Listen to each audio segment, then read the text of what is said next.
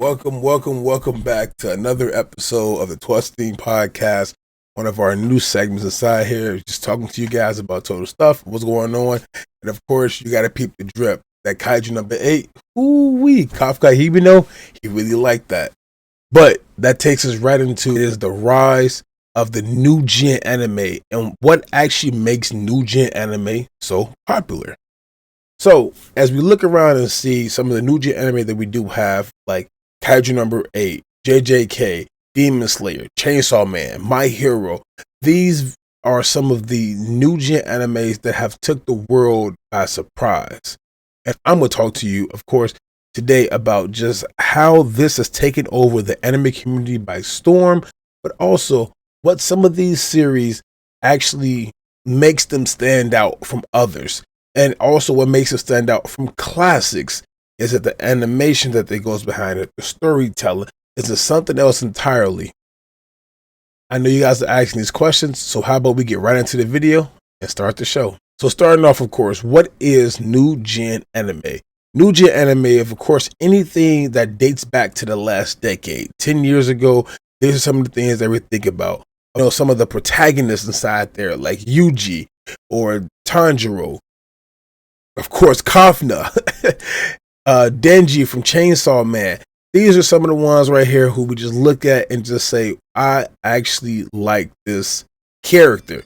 This new gen character is somebody who can relate to, and simply put it, I can gain or start, of course, to form more love for them to want to say, all right, cool, I want to read this now, or I want to keep watching this now and keep going into it.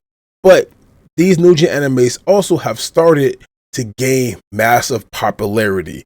And this massive popularity that's behind all of these is because it introduces these fresh characters and themes, of course, that we all know and love, and which leads them to becoming a global phenomenon. We're looking into the animation revolution, something that we all, have joked about inside the anime community, such as, them having no time off to go see their family, or spending 6 months to a year trapped inside of a little cubicle, such as people that work for certain companies out there. But that's just the jokes we see going on. Shout out to RDC World for making some of the funniest videos that we all know and love about those in a more comical manner. But we'll look at this animation that we have. The animation for new gen is constantly gets better and better and better. It's jaw-dropping visuals. These studios like UFO Table, of course, Mappa, Bones, some of these are here set the standard for quality, and they take things over the top, such as when Demon Slayer dropped that Mugen Train arc. It was perfection. Of course, the fluidity behind it, the light effects, even some of the emotional expressions upon the characters' faces were just simply next level. And then we look at things such as we just got this past summer, of course, JJK's Shibuya incident arc, where, oh my God, every battle was like a movie scene. Any battle that they had going on, you could almost look at it like, all right, cool, they're doing the right thing. This cinema is to perfection.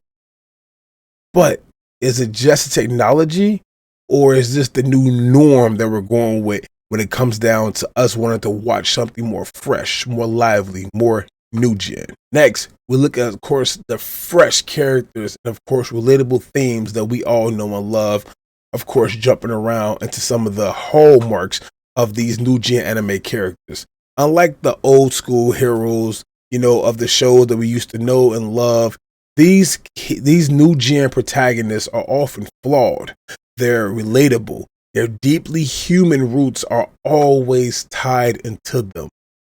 Of course, Denji. We all know Denji. Him being a guy is, of course, one of those things that all men and some women can appreciate at all times. And it's not just him, wanting to be, he's not just a normal protagonist of this new gen.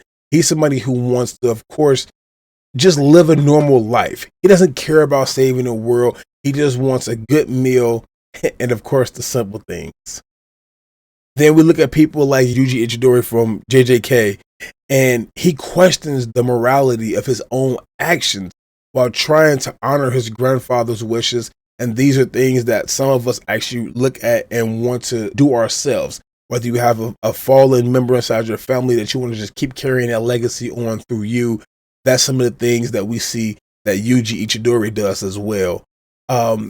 These characters feel real, and their struggles, of course, are very much relatable, whether it's about grief, self-doubt, or just finding purpose, of course, inside of their own world or realm. Next, we're going to talk about, of course, the diversity of the genres and, of course, the new gen storytelling. These storytellings are just slices of life that we have inside here, but they unpack a lot more things. You know, we look at two of the best to do it so far: Spy X Family and AOT. Attack on Titan, I said it before, I'll say it again. I wasn't a huge fan of it growing up. I got older, the animation art style, just, I guess the feel for it, the maturity behind me has changed a lot to just say, F it, I'm going to sit down, watch it through. 16 has been up on. He loves AOT, and I'm somebody who I like it. I enjoy it. It's very much enjoyable. It's not inside my top 10, but it is a good anime for sure to watch. New gen anime they're now mixing genres within one another. Spy X Family is a thriller. It's a thriller that also has like the slice of life, wholesome family comedy behind it. And then Attack on Titan, which blends, of course, the political integrities of things, honor, and of course actions that seamlessly matter and happen throughout the story mode, and of course the character developments that we have of the people that we see inside these shows, just how much they go up. It doesn't stick to just one formula. It experiments and navigates. The narrative style keeps us guessing and up on our toes about just what's going to come, and just it makes you want to go read if you're a manga reader, and if you're not, it makes you want to just bite your nails as you wait for the 7 days to pass for the next episode to come out of whatever it is that you're trying to watch. Finally, some of the new gen anime themes that just kick it all up to that next level is the role that the fandom and of course these streaming platforms play inside the rise or the show of these shows, of course. So we cannot forget this at all. We cannot forget any of these key points that we have: the fandom and accessibility.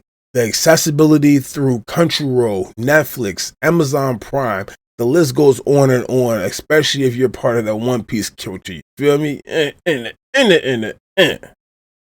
But these have played such a huge role into what we just know and love about anime. The social media aspect to it, of course, the fact that we can instantly share memes, fan arts, theories, create the hypotheticals that we have behind everything, or just make the hype just known on a more global scale at a faster rate. If you think about this, that Demon Slayer movie became one of the highest gross films of all time. All time. Was it good? Yeah, I'll give it like a 7 out of course, but the animation, oh my gosh, animation made it so much worth it. And then that jumps right into not just the animation, but the fan base behind it. This fan base and that fan base colliding over things. I remember we was down at DreamCon. We had like a debate. It was a new gen. What's the big three? And of course, somehow, some way, Demon Slayer fans, you guys rolled deep. You guys came inside there, you showed out, and you made Demon Slayer a part of the new gen big three, which, hey, I tip my hat off to you guys. Deal thing with it. But of course, all of these things matter. It's the fact that we can even have these conversations and keep pushing these narrative of what your new gen anime is. Even down to the Frieren. Frieren takes this new gen anime to a whole nother level. It takes it to the level of a Fullmetal Alchemist Brotherhood and Fullmetal Alchemist in general, because Frieren is this new gen's version of a complete anime. An anime that's going to capture the audience, has great action and storytelling behind it. Even if you sit down and just say, F it, I'm going to start reading the manga behind it just to see what's going on.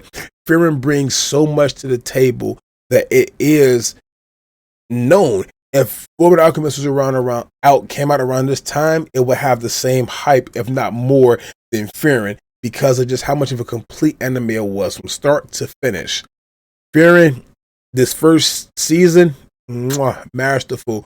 You got to get into a little bit, get past the first little segments of it, but then it gets right into picking up. It has the backstory, it has the relatability with characters like Stark, for instance. Not his massive strength, but in general, just him being a wholesome person and somebody who is vulnerable, of course, to Fern, and of course, even Frieren herself having some of her little tantrums that she goes on. And it brings out just an anime fan that she has inside her, but also that we have in us. She wants to go out and adventure these caves. This is something she's done with her party before. And now we want to continue to watch her to see how does this connect to your former party?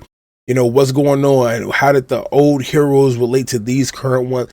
It's just something that we can all relate to. And Frieren has really gotten like that. It's not bad at all. But I'm going up on a rant. Let's bring it all back right now to bring it all wrapped up into one major thing. And it's this. It's the combination of the stunning animations, the relatable characters, diverse storytelling, and of course the global phenomenon that we all know and love to be the fan bases of whatever it is, bringing us all together and connected all as one. Whether you're a lifelong fan or somebody who's new to anime, you're going to find the anime that resonates with you. Whether that's sports anime, an isekai, whether that's an adventure, an action field, drama, a rom-com, whatever it is, that anime is going to resonate with you, and you're going to know that this is your start of something beautiful, the lifestyle that you just come into and just want to explore more of. Even if you're a science person, start off with Dr. Stone. I tell many people who say I don't watch anime, but they're big into different things. Start off with Dr. Stone. Dr. Stone's a good anime to get into. Plus, you might even start experimenting with things yourself. But, of course, let me know down below. What are some of your favorite series that's out there so far? Even some, if I missed any of them, drop them down below. What are some of the series that even we should start watching on the page? Keep on dreaming and watching. We'll see you around, hopefully soon at some of the conventions. If you see us, talk to us. We're very friendly. Until then, this is 12 on this legendary episode. Signing off.